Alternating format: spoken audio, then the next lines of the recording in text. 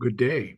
This is the Eye of the Storm podcast with the weekly technical update for the NASDAQ 100, being recorded on Saturday, June the 1st, 2024. I am going to start with the NDX, and I am here on the weekly chart. And I want to now bring back into our picture the alternate. Remember, I shifted them, the alternate back up, and the alternate would be that what we completed here, taking it up a degree, is a cycle degree third wave, and that this is all part of a cycle 4 correction, even with all these new highs. So the concept is cycle 4, this is primary wave A, still looking to complete a primary B wave, which remains in the picture, and let me show you why.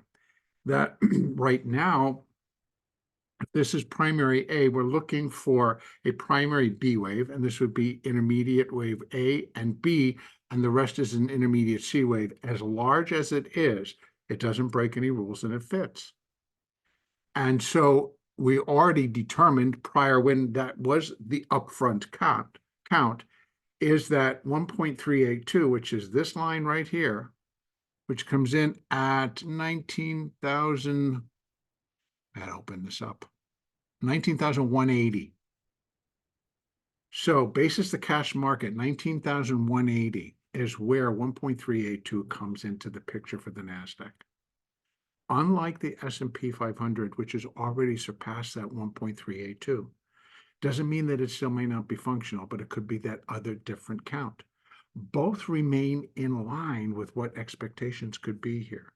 So let's just continue.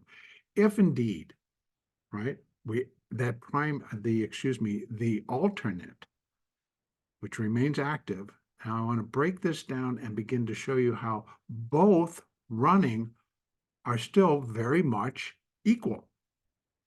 For whatever the reason is, like there's a lot of positivity being pushed into the market as we reach new all-time highs. And I believe that's like, well, we're breaking out. We're going to go even higher. But usually when that's the plan, you have to have a very sound foundation. And is our market on a sound foundation? I'm not sure. There's a lot of different changes taking place, and that could add to the upside. And by all means, on a technical basis, which I'm going to continue with, it is possible for the market just to continue to move higher. And then that would then take into the count we have right here. And that is that this is a primary 3, so dropping it a degree, this is primary 4, and we're in that primary 5th wave. Now within that, intermediate 1 and 2, and then we're in intermediate wave 3, which would then still have a 4th wave correction and another 5th wave rally before completing that primary 5th. So here's the difference between the two. If it is the alternate, and this is the primary B wave, I'd be looking for it to reach up into these levels, and you see I have a nice cluster coming in right there that could complete it. So again, very quickly, just shifting back to the alternate. What would I expect to see if it got to this level or into this zone, turned and started to come down? What we're looking at, if it is, all of this is going to be a C wave, then we have 5 waves of minor degree, right? 1, 2, 3, 4, we're in minor 5, and it's extending, and wave 3 extended, so it is the extended wave. It's definitely not the shortest wave. That would be wave 1. So we're not breaking any rules yet, and here we go on our way, 1, 2, 3, 4, and then we're inside that minute wave 5, and that would then complete minor wave 5, which would then complete intermediate wave C and primary wave B. And again, if it's into this cluster, it's going to work. Now, if that happens, that level should be rejected, and we rejected hard pretty much from the beginning. In other words, we get a couple of these. This is a weekly chart. A couple of serious, like get out of the pool, but see, that was a 4. It doesn't stop, because you're looking for a much larger start to a much larger move. Now, that's that one. Now, back to what's at hand. I wanted to be sure that we realize, and bear in mind, as I come down, that what happens each time the market kind of gets to an area? We start to see deeper corrections. And that one, even though it doesn't show very well right here on just our weekly chart, that week, that was pretty deep for the fourth wave. Now, it didn't break any rules, so of course it's allowable. So now I'm going to start to come down. Let's leave it as is. We're going to keep both counts in mind because they're both looking to go into a fifth and coming up into the following zones. So that was the weekly. I am going to drop down. Let's go immediately to the, I'll go quickly to the daily. We can see in here 3, the 4, 1, 2, 3, and then the next 4. So, excuse me. So we're inside, and we have minuet 1, 2, minuet 3 finished up here, and then we had a 4. It was deep, but look at what happened. It went all the way down and came all the way back. So that was a very, very fast, I think it was a 300-point swing in either direction. So from the top down to the bottom, back up towards where it closed, 300 points down, 300 points up. It was there, but suddenly you're like, oh, look what the move did. And so it was just all the selling going into that expiration and then the buying also relative to the expiration. And so there's so many different things that expire, by the way. So it's not just the NASDAQ, but the stocks that are within the NASDAQ are also they're in ETFs, they're in other indexes. And so you get push and pull just from all of the buying and selling in the individual indexes.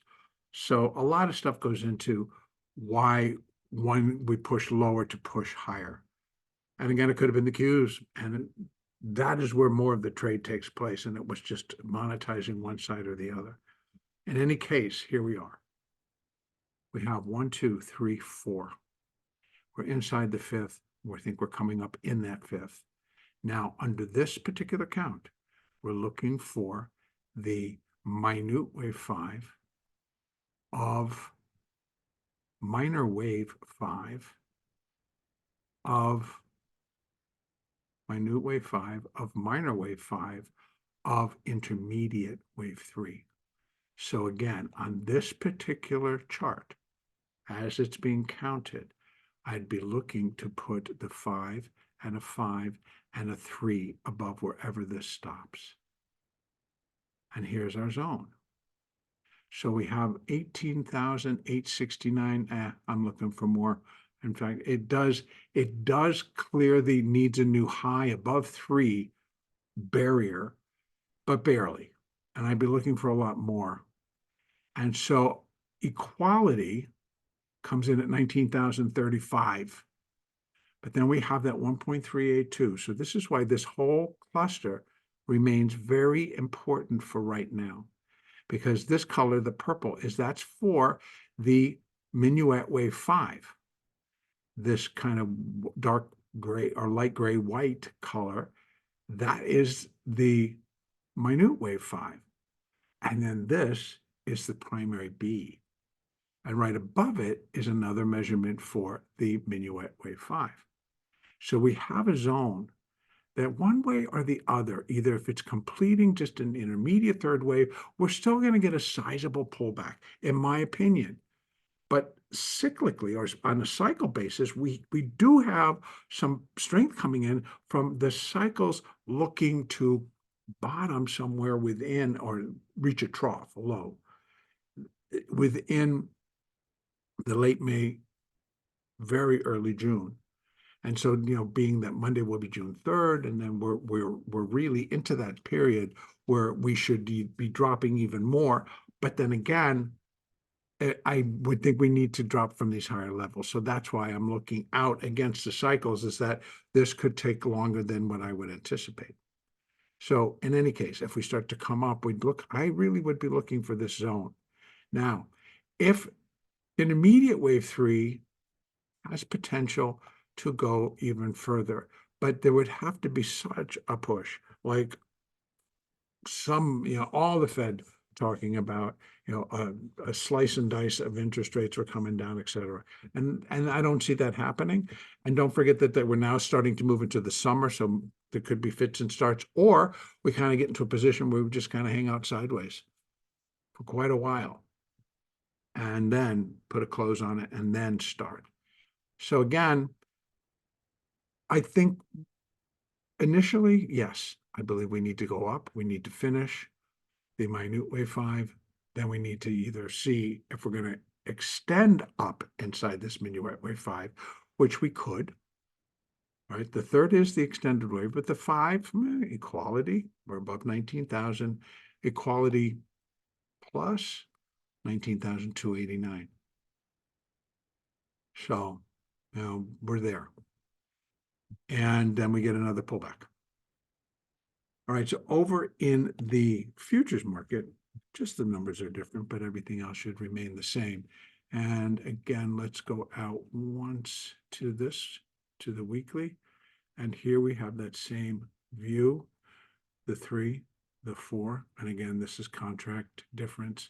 So as soon as I start to move down, it'll all fall back into place. More important, here we have it again. And this time pretty much sitting on top of one another, because the one is 19,000. I go here, it should open it for me. Yep, oops. Come on. Sorry. Yes. So off of this high at, if it were to get there, 19,000, Lord, oh Lord. You have to forgive me. 19,167. I like to be precise on my numbers, and it wasn't given it to me. So 19,167, and it actually goes from 19,135 to I'm going to say 70. So you got 35-point buffer zone up here that the market could reach, and then that's that primary B. If, big if. Okay, minor wave 5 does project where we can get up to 19,897, 19,900-ish. That would be 2.618. Could it happen? Technically, yes. Here we have, and here, that would be a very extended, right? Because we're trading at 18,570. And we're looking, that's quite a few points higher to 19,896. So what could give it that push inside this 5th wave? So that's why I'm looking more for the completion of the 5. And there's my zone, maybe a little bit higher. We get to put an additional, well, we can put an additional 4 in there. Let me take this down one step and get inside this thing. And we now can put up the one that I forgot to put back. And that's right there, there, oops, there, come on, thank you, to there. Sometimes you got to work with your computer. I'm going to go make my adjustments.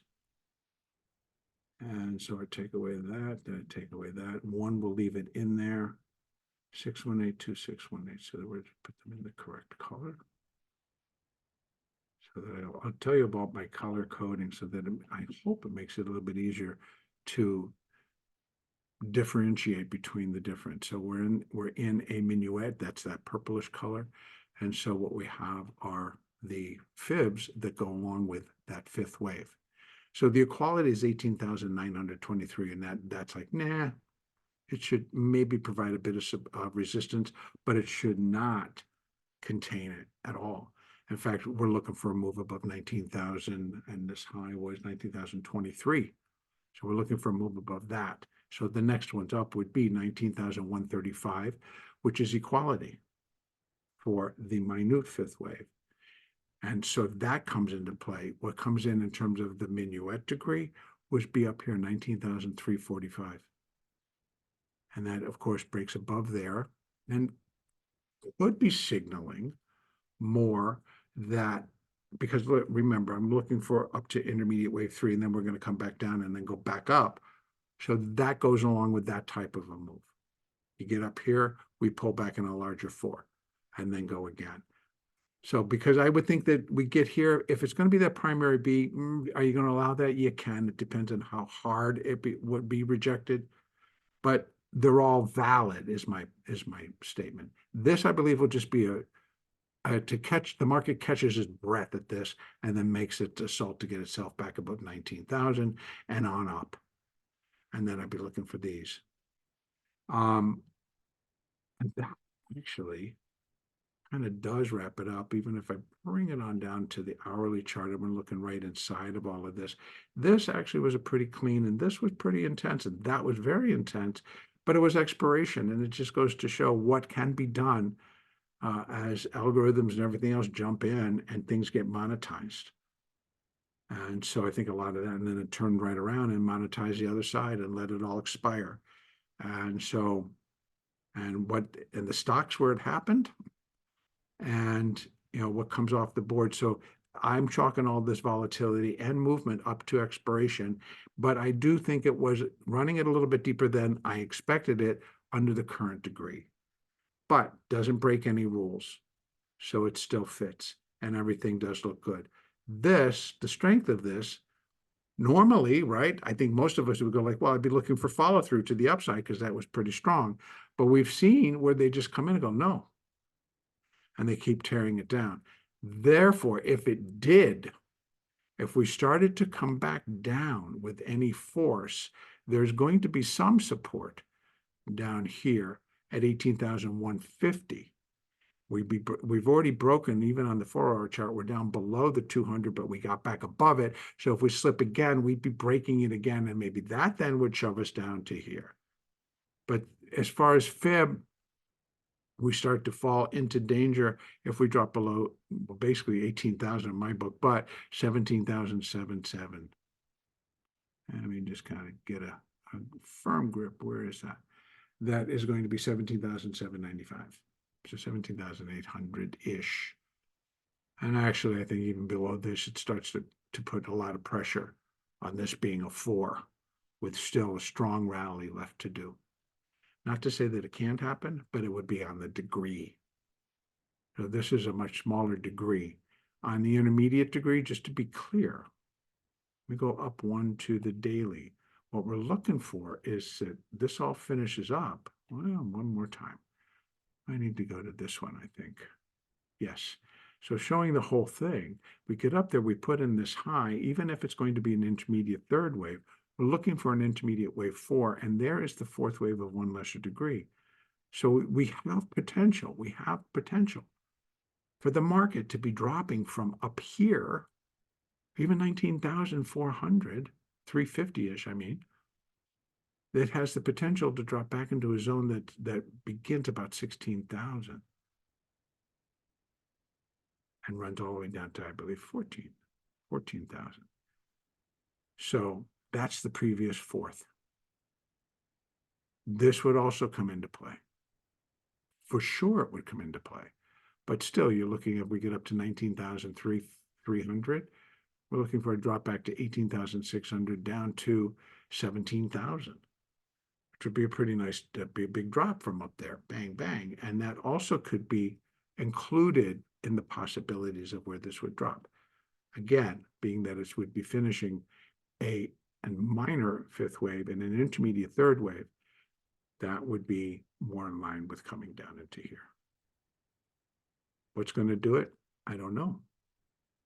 I just kind of look at this and say, if we reach up to these levels and we're looking for a correction, and that correction begins, those are the levels it could go to.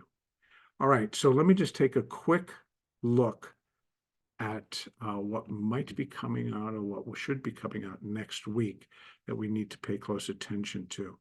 So again, starting right on Monday, we have the S&P U.S. manufacturing PMI. We have construction spending and ISM, so 9:45 and 10 a.m. on those, and then auto sales throughout the day. Factory orders and job openings on Tuesday, so we're back to employment information, our next inflation gauge. So we have ADP employment on Wednesday, June the 5th, ISM service, U.S. productivity and trade deficit between 10 a.m. and 8:30 a.m. They kind of put that backwards. And then on 9:45, we have the S&P Flash U.S. Services PMI. So services and manufacturing, usually they come out the same day, but here they got them on two separate days. And then Thursday, initial jobless claims, Friday, consumer credit, wholesale, and non-farm payrolls, or the U.S. employment report. All right, so thank you. And the next Elliott Wave update will be on Monday, June the 3rd.